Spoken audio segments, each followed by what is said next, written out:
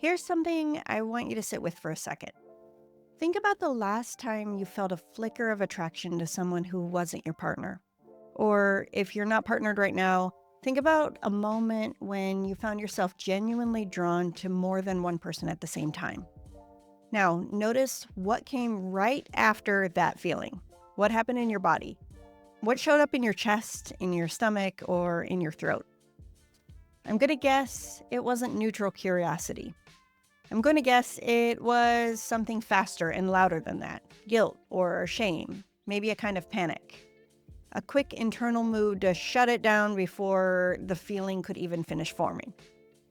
That speed is what I want to talk about today.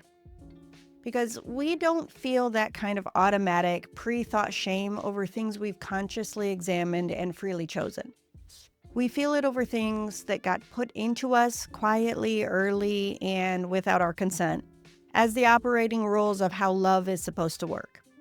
Before we ever had a chance to read the terms, monogamy, as most of us have received it, wasn't a choice, it was a default. And defaults are not the same as decisions. Welcome to Untamed Ember. I'm Dr. Misty. Today we're starting at the very beginning. Not the beginning of your relationship, and not the beginning of your question about what you want. The beginning of where the question got blocked, which is before you were old enough to ask it. We're talking about compulsory monogamy, the relationship structure most of us never actually selected, but have been living inside as though we did. And more importantly, we're talking about how that structure doesn't just live in your beliefs or your assumptions, it lives in your body, in the way your nervous system responds before your conscious mind has even caught up. That's what today is about, and that's where the real work starts. So let's dig in. Let me start with something I want you to really hear, because it's going to reframe everything else we talk about today.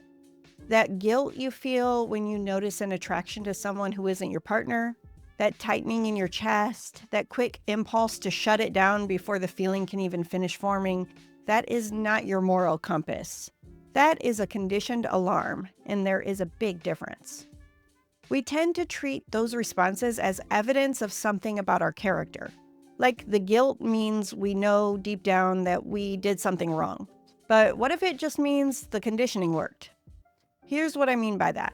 Your nervous system learns through repetition, through reinforcement, through early experiences that happen before you have any language or critical thinking to examine them.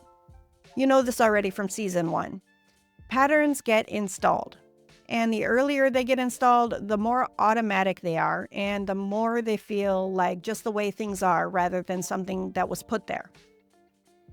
Monogamy got installed that way for most of us. Not through a conversation you had, not through a choice you made, not through any kind of real examination of what you actually want. It was just running in the background, like an operating system you never selected before you ever saw a different screen. And here's the thing about ubiquity. It gets mistaken for nature. Monogamy is everywhere, so it feels natural. But everywhere is not the same as biological. Something can be deeply culturally universal and still be a construction. It can still be a script, still be something that was handed to you rather than something that grew from inside you. The guilt you feel isn't your conscience telling you something true about who you are. It's a social alarm that was calibrated before you could consent to the calibration. And that changes everything about how we work with it. So where did that calibration actually come from? Because it didn't just show up out of nowhere. It had a delivery mechanism. And the easiest way I know to show you that mechanism is to give you a specific moment, one that might sound familiar. So Lauren is 11 years old. She's on the couch with a parent, watching something on TV. It doesn't matter exactly what's on. What matters is that a character on screen is clearly drawn to two people at once. Nothing explicit, just emotionally obvious. And something shifts in the room. Her parent doesn't say anything dramatic. Maybe it's a sound or a small exhale or a particular quality of stillness. Maybe they change the channel. Maybe they just say something brief and move on. But Lauren gets the message. Clearly and completely, that feeling is wrong. That kind of person is not who we are. She doesn't get an explanation. She doesn't get a conversation, just the data. So there's actually a name for the system that made that room possible. And I think it's worth taking a moment to name it properly, because having language for something changes how you're able to work with it. The framework I'm drawing on comes from sociologist Adrienne Rich, who in 1980 wrote about something she called compulsory heterosexuality. Her argument wasn't that heterosexuality is bad or wrong. It was that it was compulsory in a very specific sense. Alternatives were systematically erased, pathologized, or penalized. It wasn't just a preference that most people happen to share. It was a mandate backed by real social and institutional consequences for stepping outside of it. Compulsory monogamy works exactly the same way. And it's worth sitting with that word, compulsory. We're not just talking about monogamy as a choice. We're talking about monogamy as the default that was never optional, the structure you were living inside before you ever got to decide whether it was yours. The burden of proof was never on the system, it was always on you. A philosopher named Elizabeth Brake took this further and gave us a term that I find genuinely useful. Amatonormativity. It's a mouthful, I know. But what it names is the cultural assumption that romantic, dyadic partnership, two people, committed, exclusive, primary, is the highest and most legitimate form of human relationship. And what Brake points to is that this isn't just a social preference. It's structurally built into how our society is organized. Tax law, hospital visitation rights, inheritance, insurance, social invitations, family pressure. When a system creates concrete material advantages for one relationship structure and treats everything else as deviant or incomplete, that's not neutral, which is what made Lauren's couch moment possible. It wasn't random. It wasn't just her family's particular values. It was a specific cultural infrastructure doing exactly what it was designed to do. And the way that infrastructure delivers its rules is worth understanding because it's the reason this conditioning is so hard to see. High control in religious cultures are often most effective at transmitting rules not through explicit instruction, but through atmosphere, through what isn't said, through the quality of someone's disapproval, the particular silence that follows certain things on screen, certain questions asked out loud, certain feelings that show up in the wrong place. And here's what makes that kind of transmission so hard to work with later. There's nothing to argue with. When a rule arrives explicitly, you can examine it, push back on it, decide whether it's yours. But when it arrives as a felt sense in a room, as a shift in the air, it doesn't feel like a rule someone gave you. It just feels like reality. Like that's just the way things are. So what makes the religious and high control version of this particularly deep is that the relationship structure didn't arrive just as a social pressure or a cultural norm. It arrived packaged inside something much heavier, what it means to be a good person, to be pure, to be worthy. When your relationship structure gets fused to your moral identity, the threat of questioning it isn't just social, it's existential. It doesn't just risk disapproval, it risks being fundamentally wrong as a person. And that kind of threat lives deep inside the nervous system. So Lauren is in her 30s now, and she left her high control upbringing years ago, and yet she still can't watch a scene like that without her chest tightening. If she left, why is it still there? And what does it actually take to change something that lives that deep?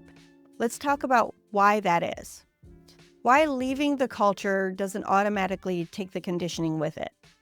Because this is the thing that confuses people the most, and it's also the thing that changes everything about how we do this work. When something gets reinforced enough times, with enough emotional charge, and especially when it's attached to the threat of social or moral consequences, it doesn't just stay in your thoughts. It becomes a body pattern. The nervous system learns to respond to certain stimuli in specific ways. And that learning, it isn't stored in your beliefs or your opinions. It's stored in your muscles, your gut, your chest, your throat. It becomes a physiological habit that runs before your conscious mind has time to weigh in. Think about what actually happened in Lauren's body in that room when she was 11. Her nervous system was doing exactly what nervous systems do, taking in data from the environment, registering the emotional signal from her parent, and learning what that signal meant. What it learned was, this feeling is dangerous. This kind of attraction is a threat to my safety, my belonging, my worth as a person. That's not a thought, that's a survival response. And survival responses don't go away when you update your beliefs. They go away when your nervous system has had enough new experiences of safety to actually relearn what the stimulus means. So this is where the polyvagal framework is really useful. When something activates what we might call the attachment threat system, meaning anything the nervous system reads as a potential disruption to your sense of belonging, your sense of being acceptable, your sense of being safe in your relationships, the body moves out of its window of tolerance. Not because something is wrong with you, but because your nervous system is just doing its job. The problem isn't the feeling of attraction. The problem is what the system has been conditioned to believe that feeling means. And you cannot think your way out of a body pattern. You can understand compulsory monogamy as a concept on a Tuesday afternoon and still feel the full shame spiral on Wednesday morning when the alarm fires. That's not failure. That's just how conditioning works. And there's a specific somatic signature that goes along with this particular kind of conditioning. You might recognize it. Shame that arrives before you've done anything, a kind of contraction, a pulling inward, a desire to make yourself smaller or to hide the feeling before anyone can see it. Hypervigilance in your relationships, a low-grade constant monitoring of your own inner life to make sure you're doing it right. Those aren't individual quirks or personal neuroses. They're the completely predictable physiological signature of living inside of a system that has been telling you since before you could read that your desires are suspect and your instincts need policing. And sitting right at the center of that somatic signature is something I want to name very precisely because the words matter here. Getting this distinction wrong is actually one of the main reasons people stay stuck. The distinction between guilt and shame. Guilt says, I did something wrong. Shame says, I am wrong. Guilt is about behavior, and shame is about identity. And they feel different in the body. Guilt has a quality of wanting to repair something, to make it right, or to do better. Shame has a quality of wanting to disappear, of wanting to not be seen, of a kind of collapsing inward that isn't about fixing anything. It's about surviving exposure. So what most people with this particular conditioning experience isn't guilt, it's shame. And the clinical tell is the speed.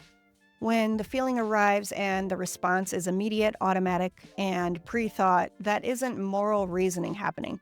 That's a conditioned alarm. You haven't done anything yet. You haven't even finished having the feeling, and the shutdown is already running. What follows the alarm is the self-monitoring loop.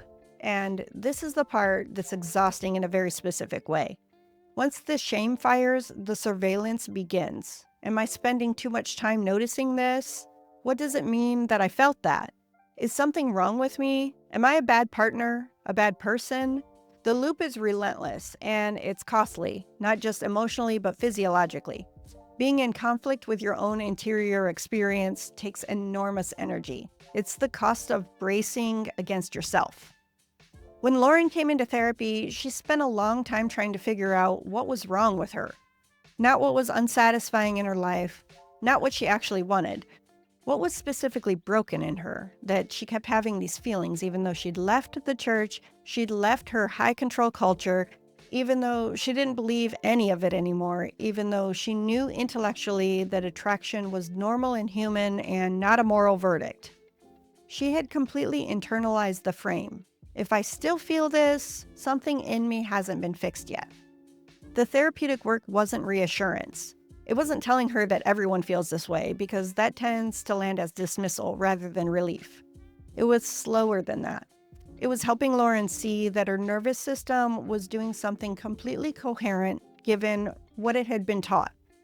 The feeling wasn't the problem. The meaning the system had attached to the feeling was the problem. And those are two very different things to work with.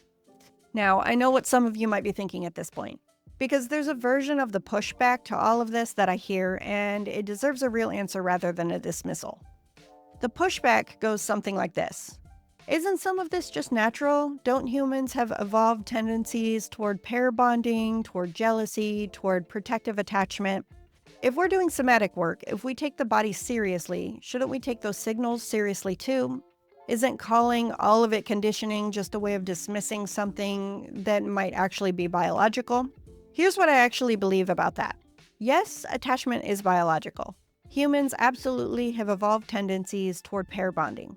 The neuroscience is real. Oxytocin, vasopressin, the reward circuitry involved in primary bonding, none of that is made up. But biology does not determine form.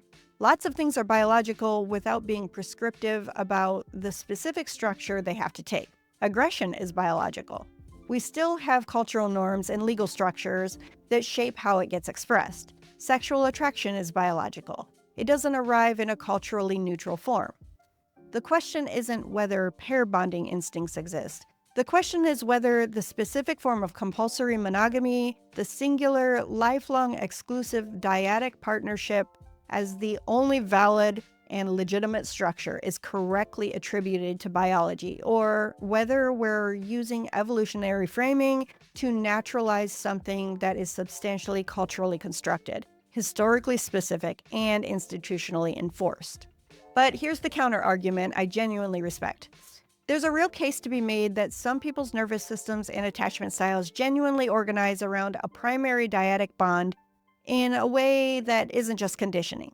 It's temperament. It's authentic preference. And calling all of that compulsory risks doing to monogamous people exactly what compulsory monogamy does to non-monogamous people, treating their natural inclinations as suspect, as something that needs to be explained or justified. That deserves a fair hearing. Not all monogamy is compulsory.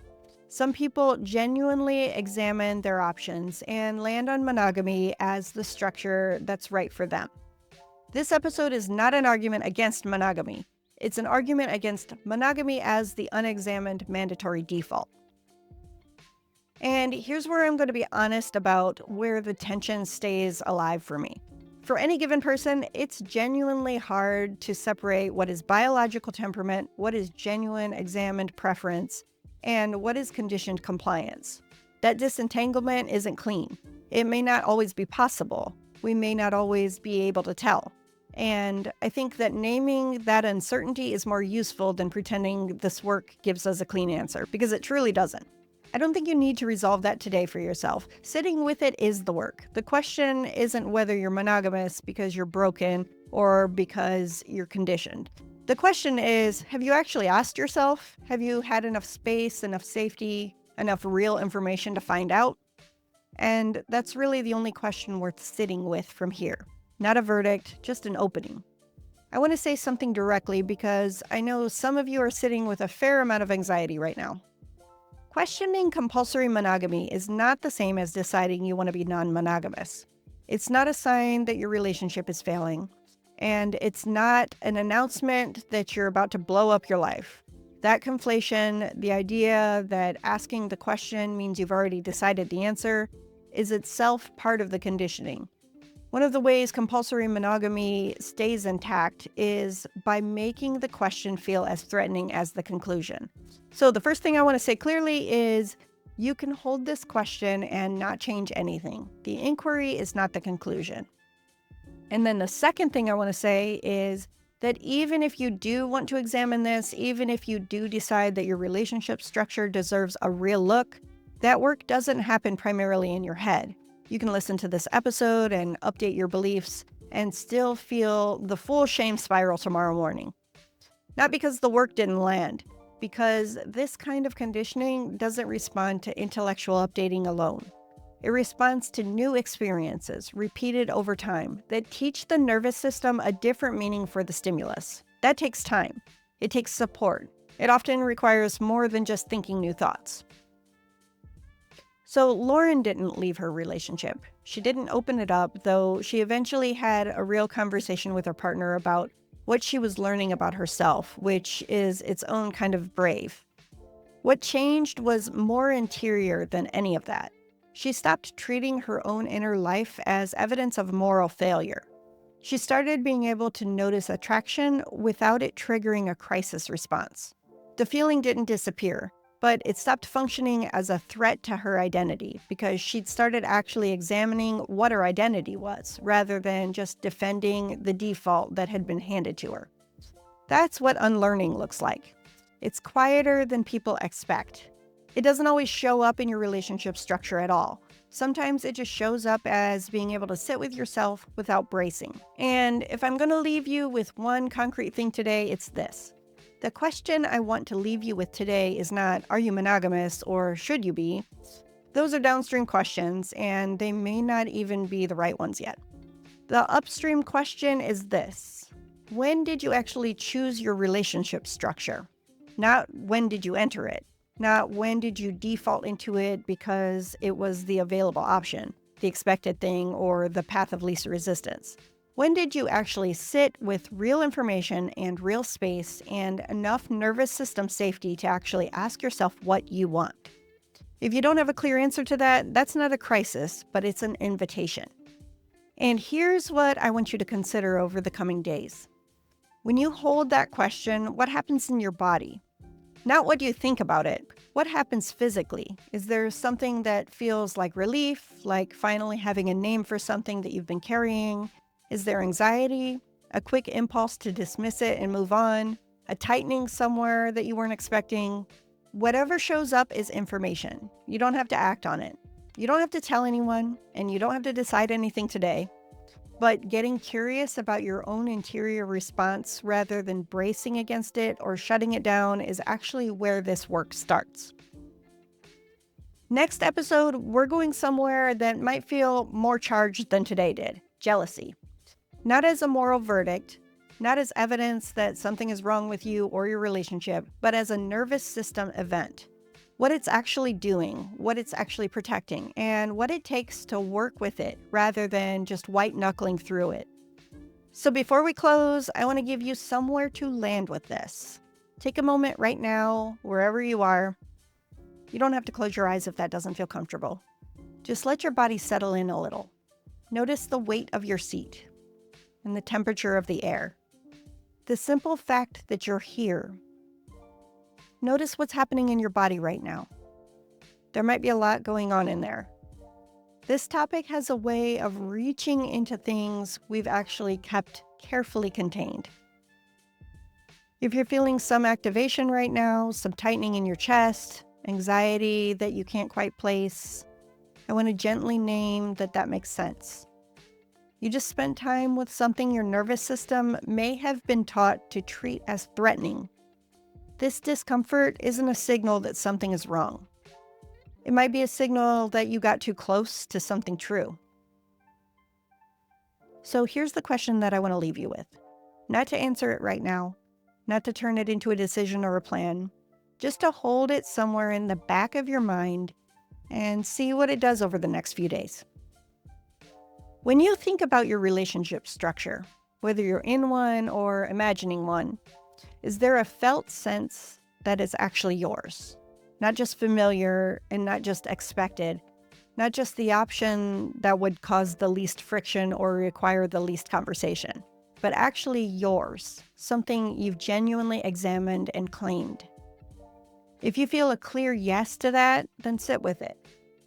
Notice where you feel it in your body and let that be real. If something more complicated showed up, something you've been trying not to name, I want you to know that's not an emergency. You don't have to act on it. You don't have to tell anyone. You don't have to change anything today. But you're allowed to be curious about your own interior life. That's not disloyalty to anyone. That's just what the work looks like from the inside. And if this is the first time anyone has framed it quite this way, if no one has ever handed you this question before, I want you to know that it's incredibly common. We're taught not to ask, which is, of course, the whole point of today.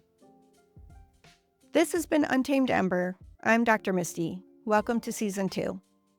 Today, we named something most of us have been living inside without ever being handed the name for it. Compulsory monogamy is not a verdict on your relationship. It's not a judgment on monogamy itself. It's an invitation to finally get to decide for yourself.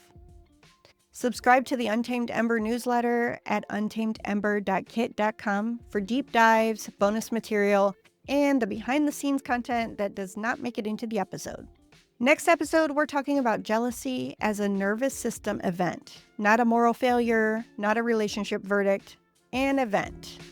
We'll look at what it's actually doing and how to work with it. I'll see you next time.